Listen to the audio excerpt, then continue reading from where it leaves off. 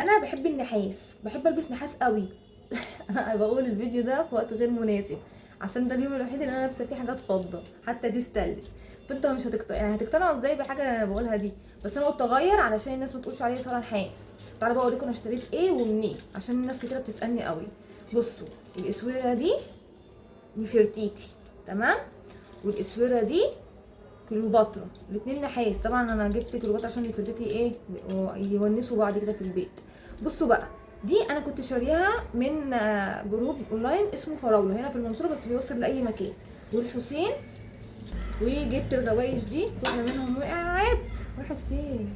اهي قدامي اهي. واحده، بص دي ثلاثه مع بعض، ممكن تشتري واحده، هي ممكن تلبسيها خلخال او تلبسيها ايه اسوره. انا بلبسها اسوره بس بقفلها عليا، خسر ان انا البسها خلخال. كده كده ايه، انا بلبس بوت يعني هفرح البوت بيها.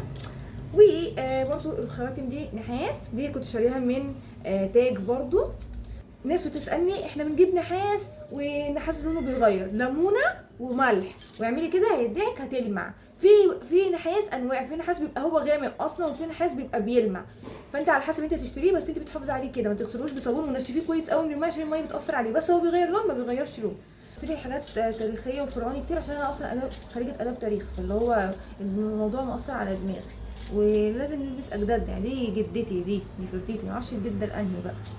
النحاس ده حاجه قيمه، يعني ماده مش ملعوب فيها. وبالمره بقى قلت اوريكم العلبه اللي انا بحط فيها او الشكمجيه اهي، قلت اروق عليكم بالمره بقى.